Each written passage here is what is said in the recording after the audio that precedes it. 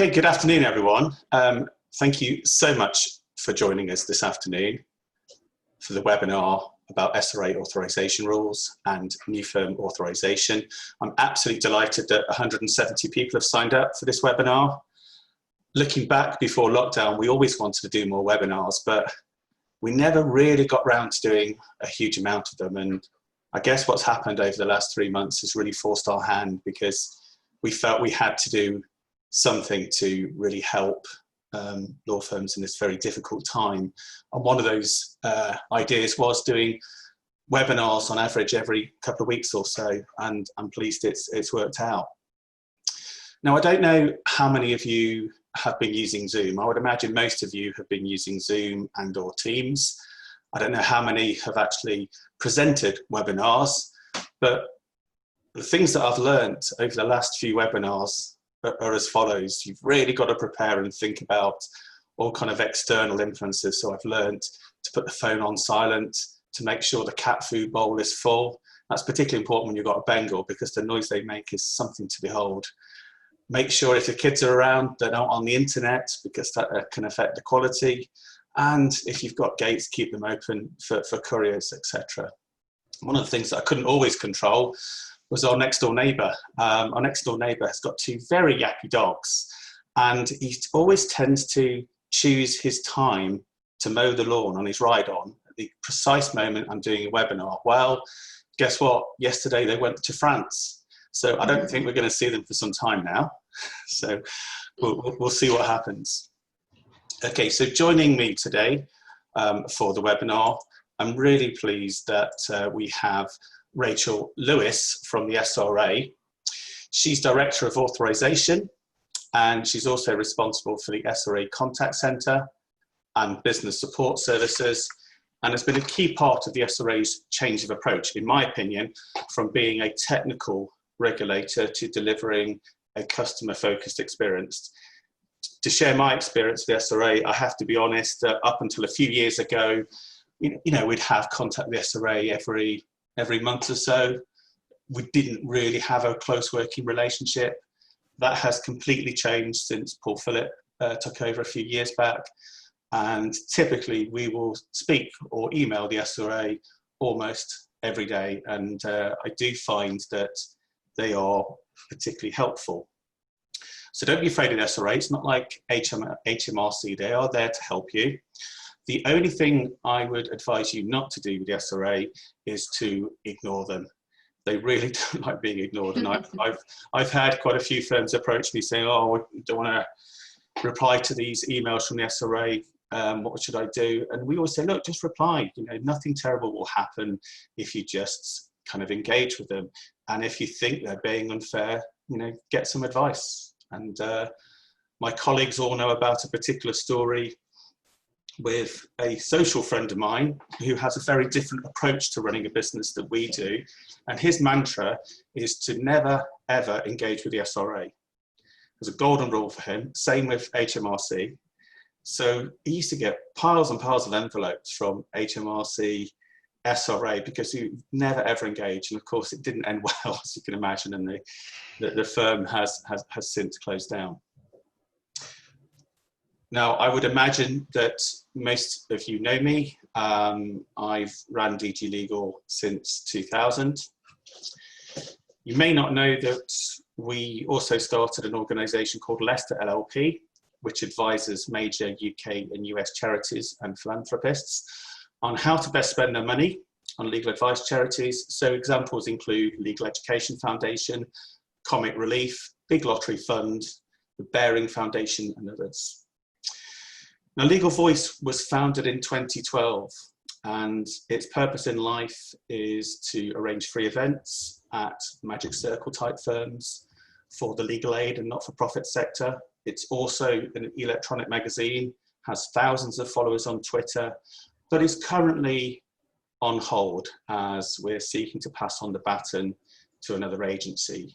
So if anyone here wants to potentially take over Legal Voice, please do get in touch. And in addition to leading a Law Society Accreditation Scheme, we've helped various politicians on all three sides to some degree, but principally Lord Bach. The agenda was summarised in the flyer, the booking flyer, but just for the avoidance of doubt, you can see on the slide in front of you that we're going to be covering the key rules, what to do before applying for authorisation, some advice about key terms and key role holders, what can go wrong, changing your legal entity, applying to be an alternative business structure, key forms to be aware of when applying, tips to avoid delays, SRA regulated freelancer requirements, timescales and how to apply, and how to demonstrate compliance with the standards and regulations. So Rachel's going to take you through most of this presentation, and I'll come on towards the end. So Rachel, if you'd like to take over now and just tell me when you'd like me to move slide. Yeah, so hi everybody, I'm Rachel Lewis and thank you for that introduction. I think potentially I'm going to fail on the noise perspective already because my neighbours are actually having building work done. So apologies if you start to hear that. Despite me saying I was doing this webinar, I've already heard one of my daughters say she's going out to play. So apologies, hopefully all will be fine. But I think again, that just shows the flexibility of doing these webinars. And hopefully I can share some helpful information to you and there will be an opportunity for questions as well. So if you wouldn't mind moving to the next slide for me, David. Okay, so really where I sort of wanted to start, which I'm sure you are all aware of, but last year in November, we launched our new standards and regulations, and this was, you know, quite a lengthy project where the objective was to remove and replace our large handbook, which we absolutely understood was quite difficult to understand and to navigate, and to replace this with a more sort of simplified set of standards and regulations to help you moving forward. So they were launched on the 25th of November, and they are available on our website. And if you were thinking about doing a new firm process, or if you're an existing firm thinking that you may need to do some changes, then really the key thing to highlight to you is that really the main set of regulations that you would need to look at is our authorisation of firm rules, which are a lot more simpler, a lot shorter, and hopefully easy to understand. But as we go through, I can sort of draw out some key things about those regulations and our approval process. If you go to the next slide for me. So the first thing that I wanted to do was to really show you and put a face to one of my teams. And it goes really back to the point that sort of David started with, is that whenever I meet people, they do say that the perception is that they're a little bit apprehensive and reluctant to contact us at their sort of SRA. So really this is my objective first, to say that, you know, we are normal, we're approachable, and we are really keen for you to contact us if you have any queries. We'd far rather you do that, because actually if you do have any queries about an approval process, etc., it's easier to understand those up front, which long term makes the application approval process far quicker to do. So obviously we're looking very smart there. We are working from home at the moment with sort of COVID-19, but again, I just wanted to give reassurance that all of our services are up and running. We're working to the same service levels, and if anything, you know, we are finding that we are more productive, or, you know, in some areas as equal productive with currently working from home. But this is some of my members of the team that you may have interacted with if you have contacted us previously. So we do offer a service of a sort of pre-engagement meetings if you're thinking about being authorised. And we also, as David said, we talk very closely with, if you're using the services like DG Legal or other consultancy services, the key is if you've got any queries, we'd rather talk those through with you so that we can help you. My objective since becoming director is to ensure that we're easy to do business with, and that's what I really set out to do, to make sure that we're as helpful as possible. So that's really the key thing that I wanted to highlight before we go into more of the sort of nitty-gritty about the firm approval process. If you go to the next slide for me. So where I thought I'd sort of start is to sort of explain what one of the key requirements that when in authorisation we're doing a firm approval process, what our key requirements and main challenges is. And the first thing that we have to do is to fully understand what the structure of your firm is going to be. So we spend a lot of time establishing what the management ownership structure is, and we may ask a lot of questions about that. So I just thought it'd be helpful as a start just to give info about what we mean by a manager and an owner, but all of our terminology is in our glossary again, which is published on our website as part of links with the standards and regulations. But what the standards and regulations have done is it's offered more flexibility on our approval process for role holders, and it's widened the scope for a concept called deemed approved. And what this concept means is that if you have role holders, if they meet certain criteria, we can approve them by being deemed approved, rather than having to take quite a lengthy assessment of their suitability and to determine that they're fit and proper. So that really has helped both us and for firms to have a quick approval process. And the feedback when we were working with our policy teams is that it did seem, a little bit of a nonsense if you've already been approved as a role holder, and for example you may move to another firm, that you'd have to go through all of the lengthy process again when we've already assessed your character and suitability. So that is one of the things that is a good news story about our standards and regulations.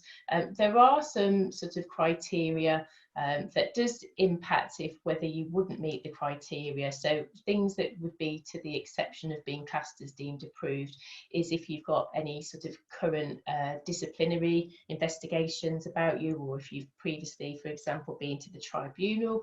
We'd also look at the turnover of the firm, and also we wouldn't permit it if you were holding a role within one or more of the firms. But for most of the time, if you're a solicitor, registered European or a foreign lawyer, most often you can meet this deemed approval criteria.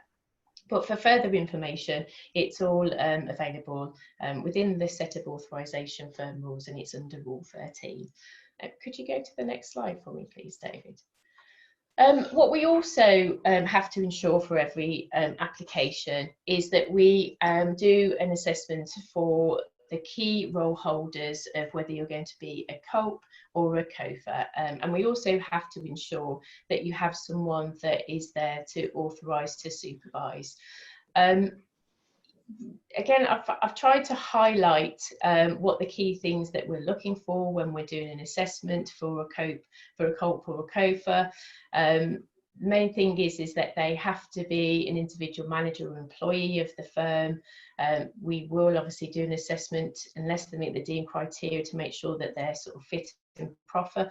But the key thing is that they must consent to this designation. So we have to ensure that they are suitably of seniority to be able to do the role, and they actually want to do the role. There are occasions where we've received applications and then after engaging with the applicant, it has been that they perhaps haven't wanted to do the role. So that's quite a key thing, because it does come with a lot of responsibility, roles and responsibilities for that. There are, for particularly small firms, occasions where the COPE or the COFA may leave unexpectedly, and we can have arrangements in place where we will quickly do the approval of a replacement for them. So it might be that in the business model, the firm already have an alternative arrangement. So again, they would meet the deemed criteria and could simply add them to the firm structure.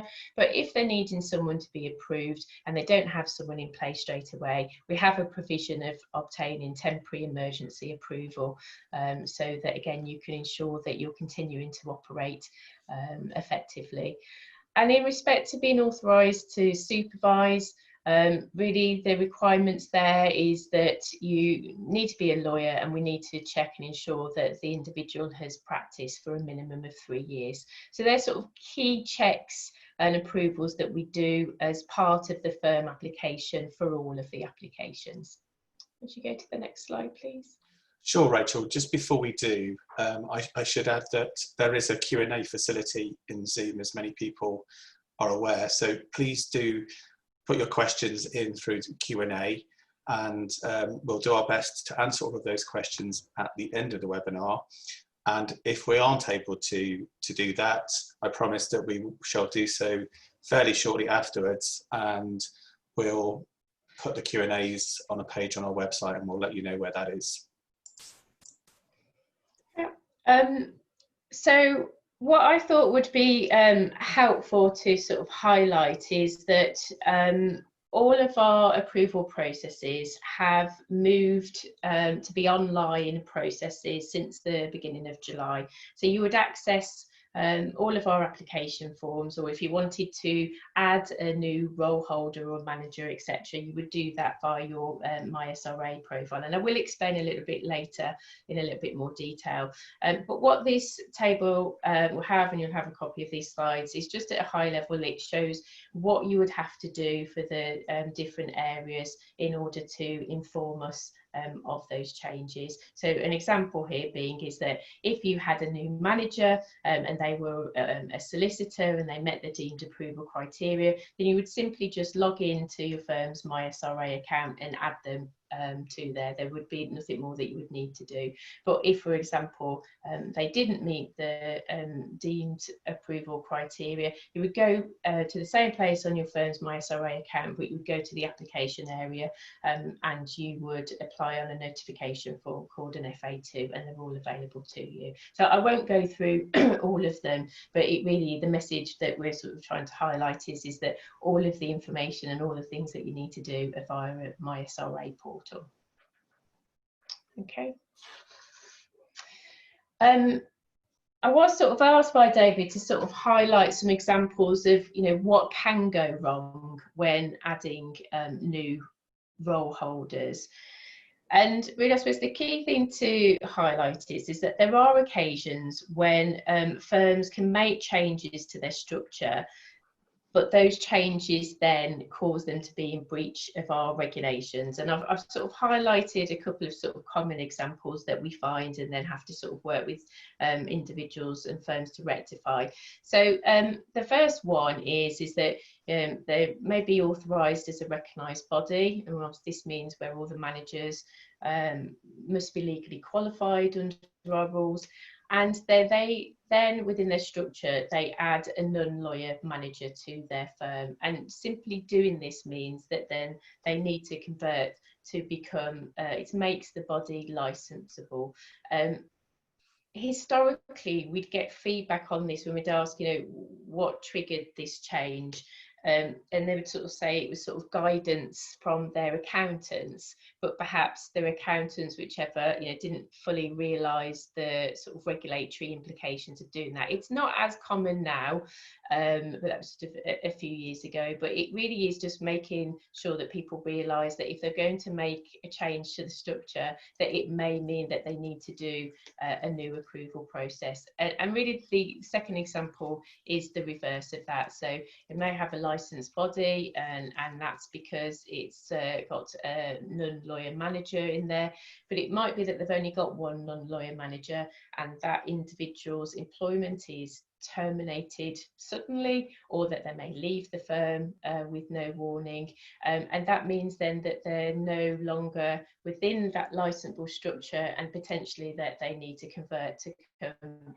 to be a recognised body, or they need to take steps to find another non-lawyer manager. So they're sort of key examples of what we find of when firms have made changes to their structure that have caused them to be in breach of our rules. But again, we want to work with firms. We hope that they have plans in place not to have this situation, but we're realistic, it does happen. So we, in our regulations, we have provisions that they have 90 days to rectify this. But if you're unsure at all, then again, we would always say get in touch with us. Don't ignore the situation, work with us so that we can understand the situation and help you rectify the position. If you go to the next slide for me. So sort of a quick overview of that. If you were changing legal entity, so for example, if you were changing from being a partnership to a limited company, it's a very simple process, quite a simple application, which is abbreviated to FA1B, but the full title literally is, as it says on the tin, apply for becoming a change of legal entity. And it's available on my SRA. And if there were no significant changes to that structure, so literally if it was a partnership to say a limited company, but the people were staying the same, the work activities were staying the same, then you would be able to complete this application, and we would, our service level is that we would approve that within 30 days, and it's a £200 fee. The reverse of that, though, is when we're doing that assessment about whether you can use that form, if you, when you were looking at your structure and actually you made some additional changes, so if, for example, you were adding some additional role holders, or if you were changing, for example, your CULP, or you might start to decide that you might want to do new work activities, then you wouldn't be eligible to do this change of legal entity. We would see that that was more of a significant change, and so we would be asking you to complete a new firm application, where our service level is to look at those and assess those within 3 months. If you could go on to the next query.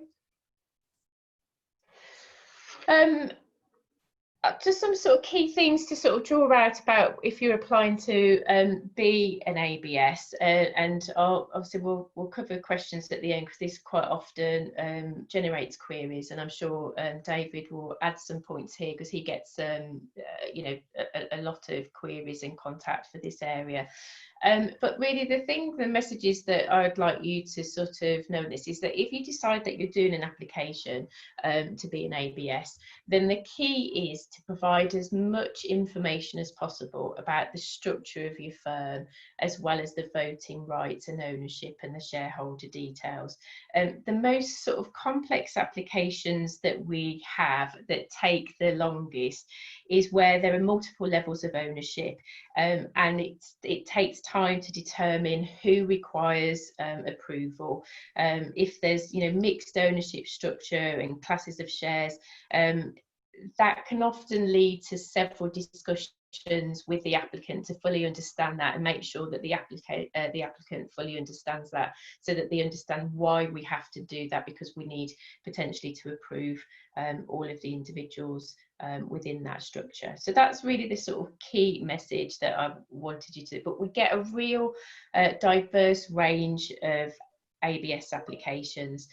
Our service level is to do them within 90 days, but again, it really varies. We've done applications that have actually been quite simple, where it was a recognised body, it's become a licensed body, they're not significantly changing the work to do, and we've processed those within sort of 3 weeks. But we've had some that have been really complex, where then the applicants have wanted to pause for a little time to think about what they're doing, and they've taken over 9 months. But managing expectations, our average time at the moment to assess an AB application is taking about 98 days. That's how specific I monitor and look at how quickly we're taking to do those. But if you want to make sure that we're able to approve quickly, then extra things that I would say is that making sure that you have all the supporting documentation up front provided to us, and in key, making sure that if you need certificate, obviously when you submit your certificates of good standing, that they're all there, they're all in date. And another one is about indemnity insurance, just making sure that it's under the correct name and everything is enclosed. But what we do to make sure that it's easy to do business with is that we ensure that you're inside a dedicated senior authorisation officer that will manage this case from beginning to end. They'll also be available for any pre-engagement meetings. So just before you submit your application, if you've got some queries, they will talk that through with you, and they'll really deal with it from sort of end to end. The other thing that I just wanted to sort of highlight is that we very rarely refuse an application. I think in the last 12 months, we've only refused 2. Normally, what we try to do is we look at the risks and we work with the applicants to understand how they will manage and mitigate those risks. And like I said, we've only had 2 refusals in the last 12 months. And the circumstances for those refusals were more that there were concerns about whether they were fit and proper to undertake the role, that they'd had previous sort of issues, for example, with the FCA or with the tribunal, and also a concern about fully understanding what the regulatory responsibilities and requirements are when setting up a firm. And again, David will talk a little bit more on that later.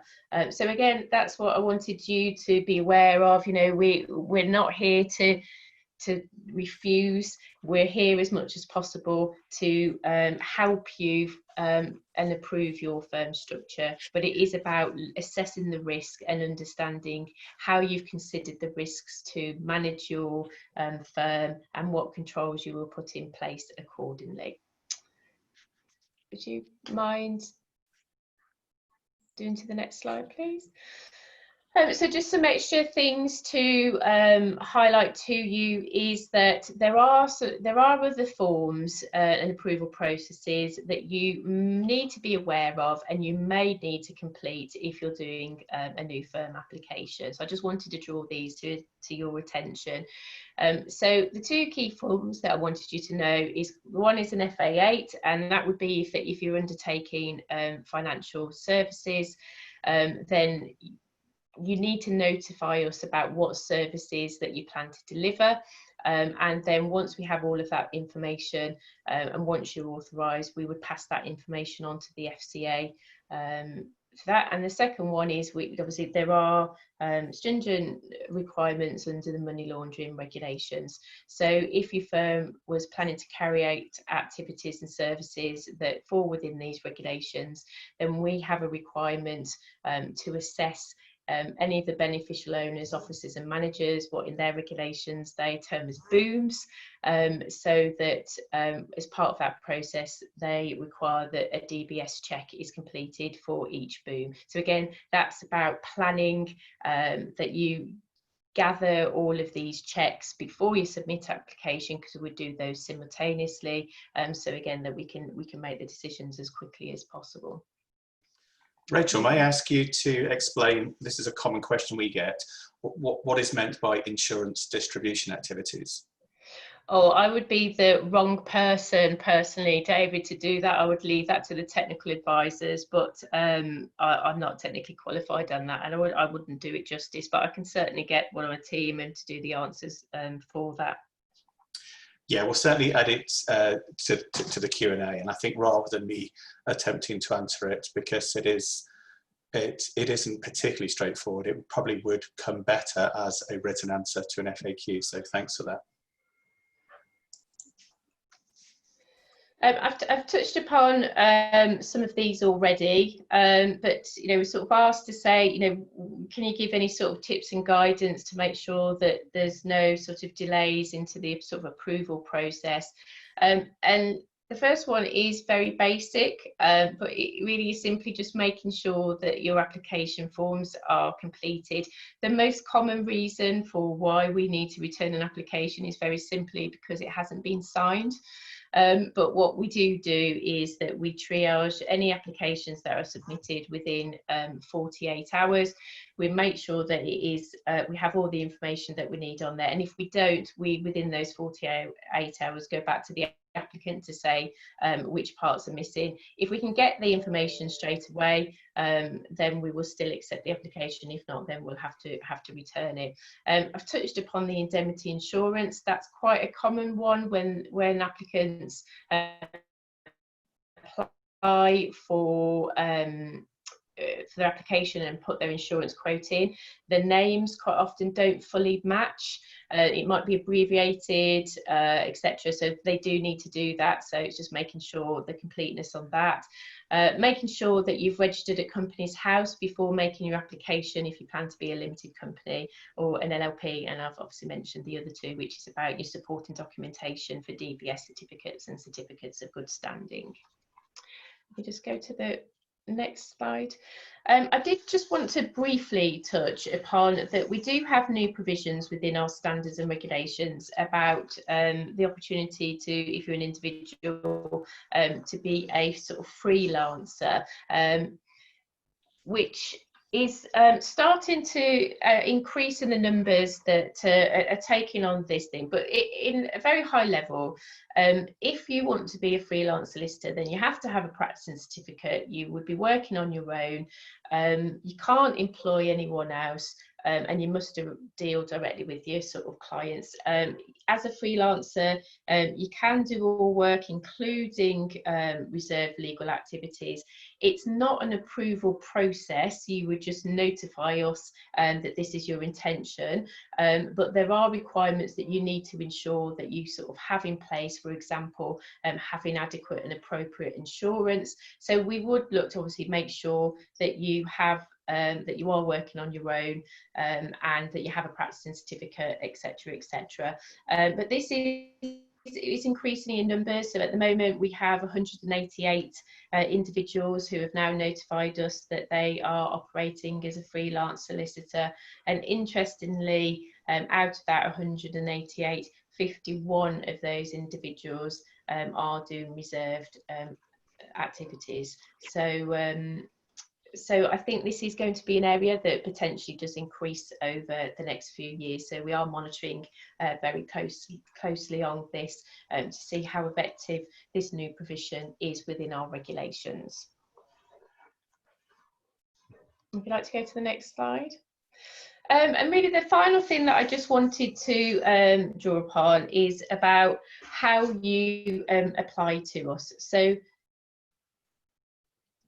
excuse me, I touched upon that all of our applications are now available via the MySRA.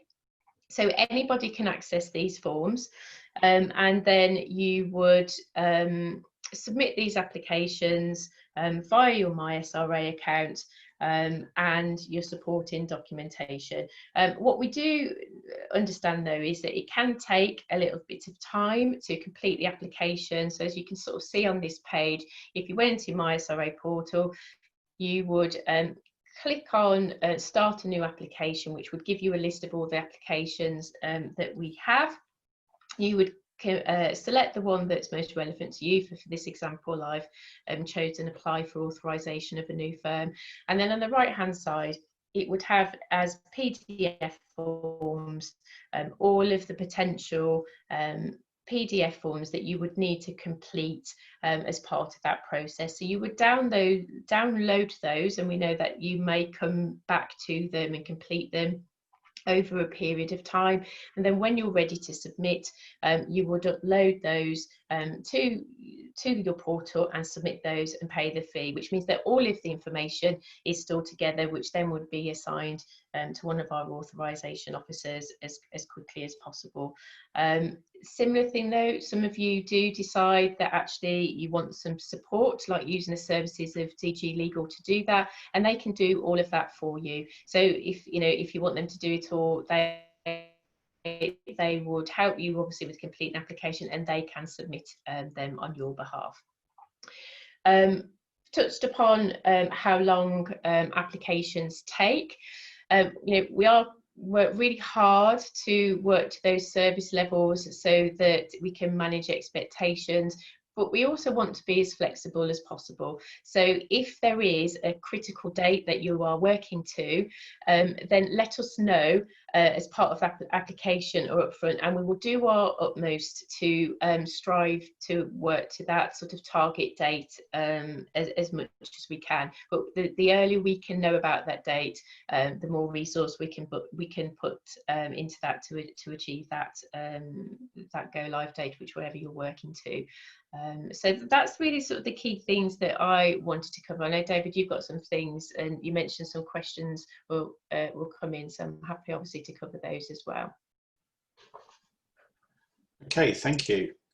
We have got questions coming in thick and fast, so we will try and deal with as many of those questions as we possibly can at the end of the session.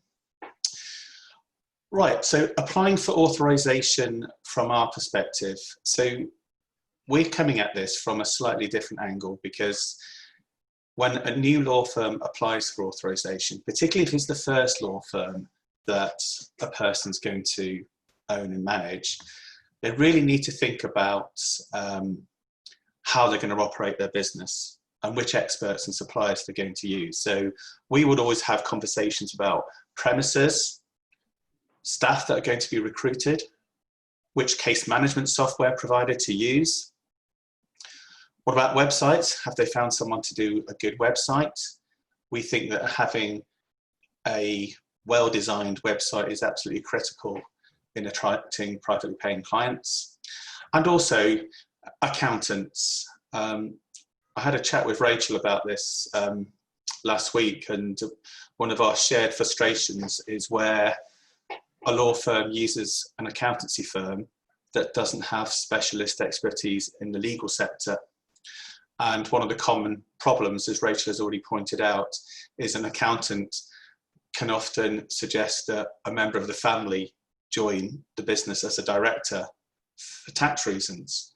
And of course, that's not allowed. And that's one of many reasons why I think it's very important to use an accountant that does work with several law firms, so they understand the differences about dealing with law firms.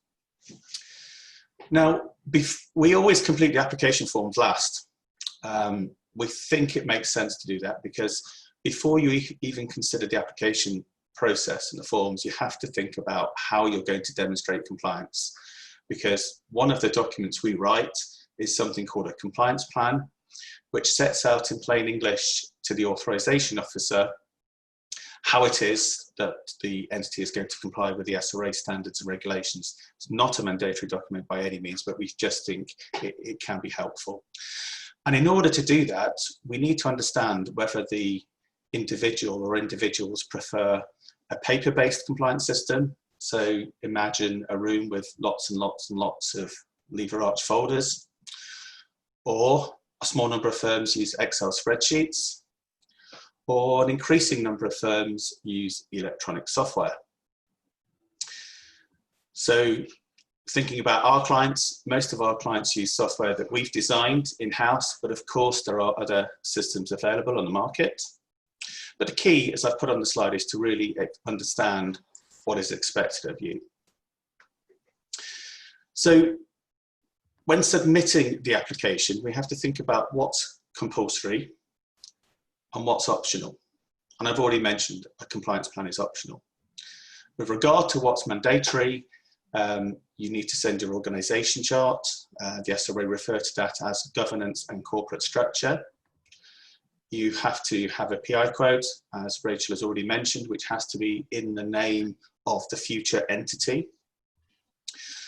Now, optional documents that we would send would be the following. So we would send a business plan, Now, there's two reasons why we do that. It is optional. Firstly, we would have had to write a business plan anyway for the insurance broker, because the insurance broker insists on a business plan, a CV, and a cash flow forecast. And the second reason we send a business plan is because it will head off some questions that otherwise the authorization officer would ask. Again, it's optional to send a business continuity plan. We like to do that just so that we can demonstrate that the firm has thought through business continuity should the worst happen, and there's never been a better example than COVID-19. I've already mentioned cash flow forecasts, and in addition to the fact that insurers require it, it does help show that the firm won't run out of cash. I do remember a few years ago, the SRA were quite concerned about the number of law firms failing. And when law firms fail, it's not because of profitability, it's generally because they've run out of cash. So a cash flow forecast, in our eyes, is a very important document. In our experience, some authorization officers also ask for a vulnerable clients policy if the firm is practicing in certain areas of law, for example, children work or immigration. If the future entity is going to work from home or in a shared office, the authorization officer will always want to understand what steps the firm has taken in relation to security and client confidentiality. So in order to demonstrate compliance with the regulations, we think you need to understand what has changed with standards and regulations, which came into force in November, as Rachel has mentioned. There is good guidance on the SRA website. We've written a 70-page guide, including an introductory chapter from the architect of the newish regulations, Crispin Passmore.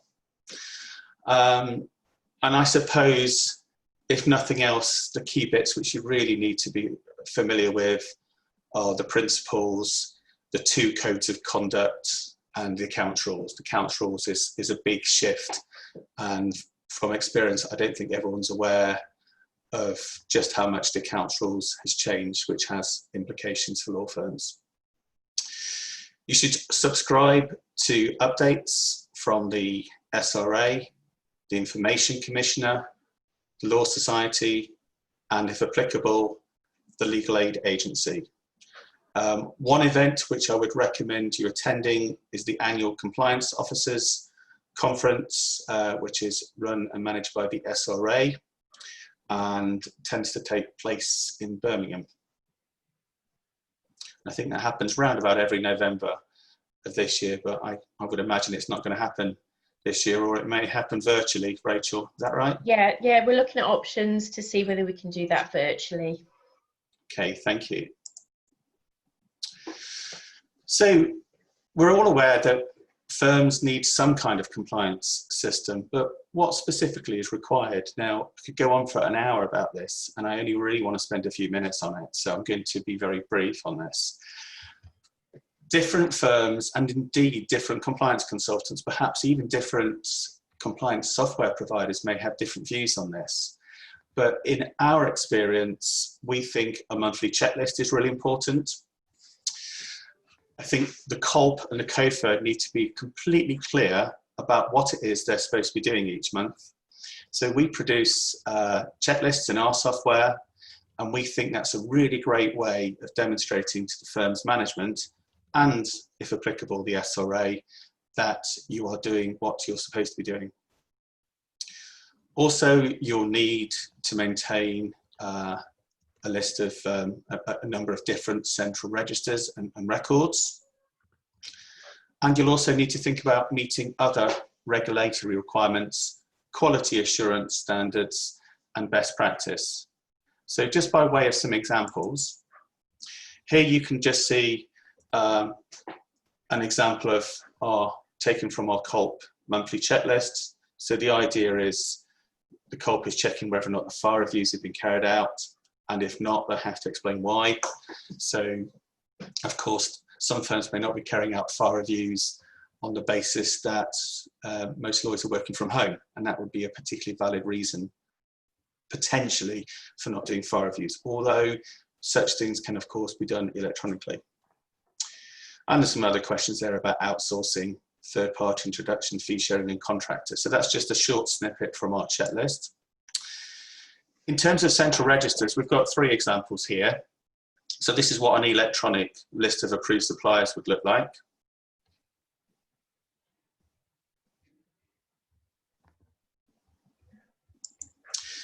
And this is what a list of, or a central register of complaints could look like.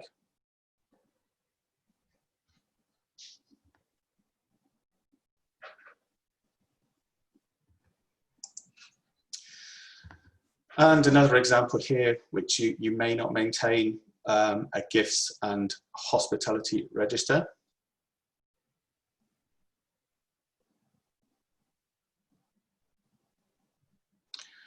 Now, we think that a good electronic compliance software product should also include a mechanism for carrying out file reviews.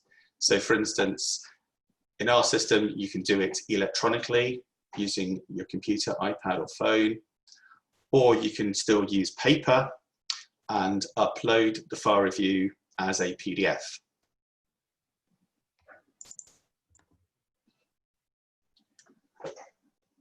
Now, we also have to think about complying with other relevant legislation, for instance, GDPR.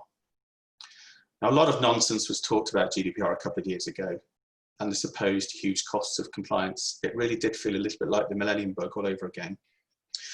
We feel that it's overblown, that only a small number of central records are necessary. For instance, we say that firms should keep a data protection audit and processing record, a data protection processing contact information, a central register of consents, a record of data subject access requests, a record of personally owned devices, and a register of document destruction. We think those are the key areas.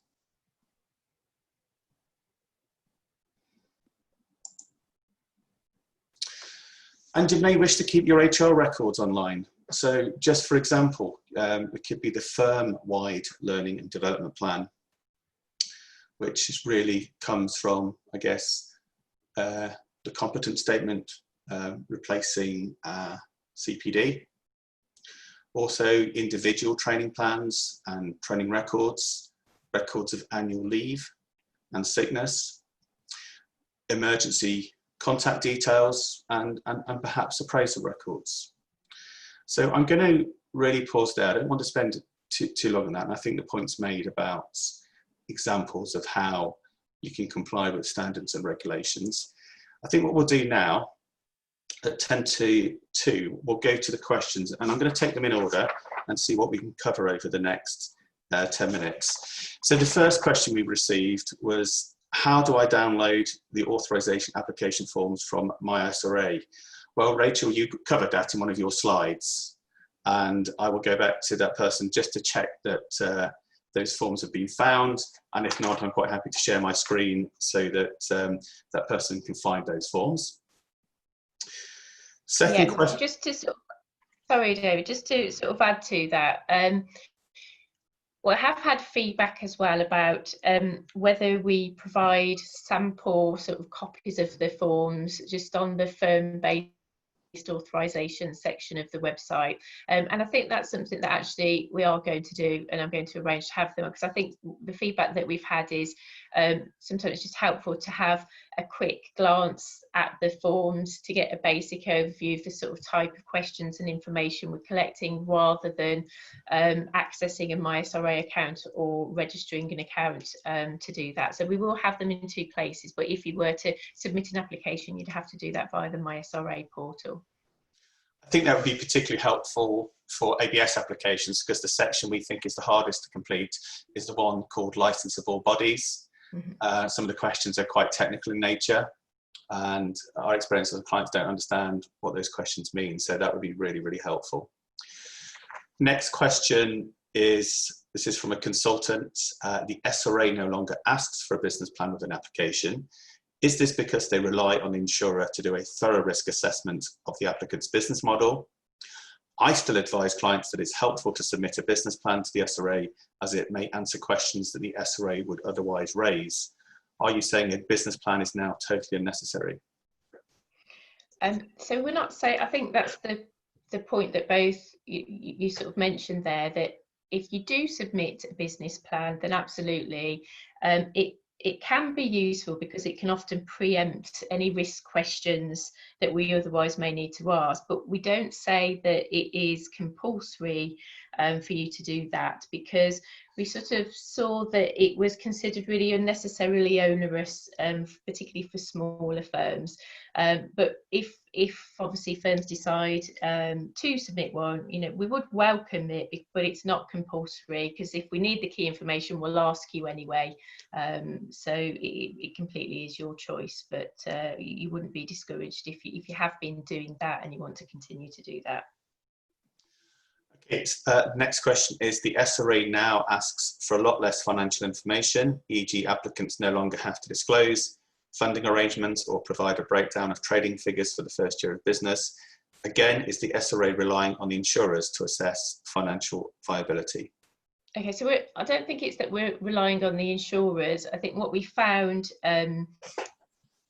what I did a few years ago and asked my teams to do was look at the customer journey and customer experience of every step of the process for firm authorisation. And what we found is that the information that was being provided regarding the financial elements actually was, you know, quite onerous for the first point, but actually for most of the time it didn't really tell us much.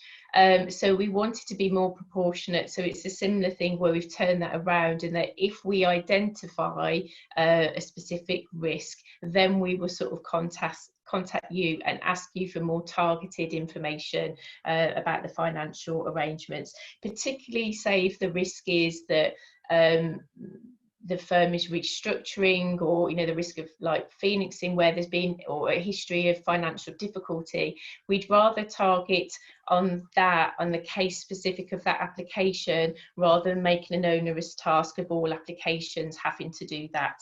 You know, we want to break down the barriers and not discourage from people applying to us. Okay, thank you.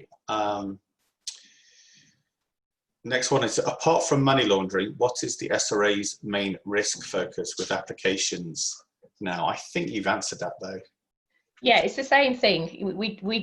There's not a specific risk. It's about case by case. It's application specific, and it's really important that we operate in that way. Okay, now we've got another 17 questions. We won't get through all 17. We may go just slightly past 2 o'clock because, of course, unlike a face-to-face event, it doesn't really matter if you don't finish bang on time, because people can leave of their own volition. But I like this question. It says, will this seminar cover authorisation of a branch of an SRA authorised firm in an EU country, brackets Portugal? We have been trying to register a branch via my SRA, and we have been able so far. I don't know whether that person means we haven't been able to so far. Do you want to leave that for your technical team, or do you know the answer? Well, no, it shouldn't be an issue. So I think I'll probably have to speak to that individual offline to understand what the difficulties have been. But it should, there is a provision to create a branch if it's a full branch of the same entity. You know, it's got as a separate thing. It shouldn't be an issue. So I think perhaps it'd be good if we can get the contact details of that specific individual and understand what the difficulties have been. Will do. And can you do me a favour and just mention to that person that it's really important to have compliance consultants in Portugal. What a place to work. Wow. Okay. Does the CULP need to be a director in an ABS, or can they be a self-employed consultant or an employee? Well, we know they can be an employee. That's obvious. But did you have any problems with self-employed consultants being the CULP?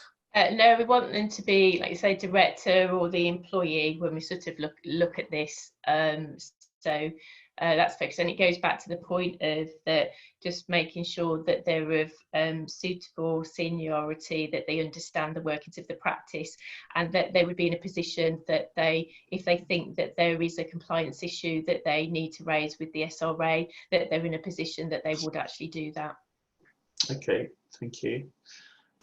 Next one, in an existing recognised body, brackets limited company, if we wish to appoint a senior colleague as a manager, what are the requirements? I think you've done that. The specific individual has 4 years plus PQE and no suitability concerns. If they are deemed approved, do we still have to complete the individual approval form on my SRA? So they wouldn't do the approval form, they would just simply add them as there. We will in our system just do some checks just to make sure that there aren't any regulatory issues about them, but that's all they need to do. But if for whichever reason there was some adverse regulatory history, then we would contact the individual to discuss, but that's very rare that that happens anyway. Thank you. Does the SRA carry out any checks on those nominated for compliance officer to ensure they are suitable for the roles? Just because someone says they're suitable doesn't mean they are. Yes, absolutely. So in summary, yes, we have to ensure there's quite, in our regulations, there's quite stringent criteria as how we have to determine that they're fit and proper. So there's quite a few checks, you know, doing regulatory background checks, etc., understanding who they are, looking at their, you know, their practicing history, etc., to determine that they are fit and proper. Okay, can a sole practitioner change to a limited company? Well, I think that question may have been asked before you covered that, Rachel. Of course, the answer is yes. Can any existing limited company become an ABS independently of its current trading activities, providing it meets the eligibility criteria, or has it to be a company specifically incorporated for the provision of legal services? I'll be honest, I wouldn't want to answer that one because I don't deal with these every day. So I'll have to come back on that one to make sure that I don't give misleading advice. Yeah, I think the answer is yes, but we'll give you a comprehensive answer. There were some about freelancers on here. Should we pick some of those up, because that's a new area? I'm sure I saw some. Yeah, there's two there about freelancers. As a freelancer, can you employ admin staff or secretary? That's a great question. Yeah, so you can't employ them, but you can obviously contract the services of sort of admin source to sort of help you with that, but you can't directly employ them with that. And I think there's another sort of interesting question there, which has been about, have the SRA had any discussions with insurers regarding indemnity insurance availability for freelancers? And I think that is a sort of a key question there, because when we were consulting on the opportunity to sort of have freelancers, there was concern that there would be difficulties in securing indemnity insurance. And anecdotally, we are hearing that it has been difficult for some, but that is starting to change, and we are starting to see a difference in that. As I mentioned, you know, we've got 188 freelancers now, so I think insurers are becoming more familiar with this. I think it's a little bit like historically when ABSs first started, and they are becoming a little bit more accustomed and starting to offer indemnity insurance for this sector. Okay, and should we just answer that one other freelancer? As a freelancer, can you also operate via a limited company?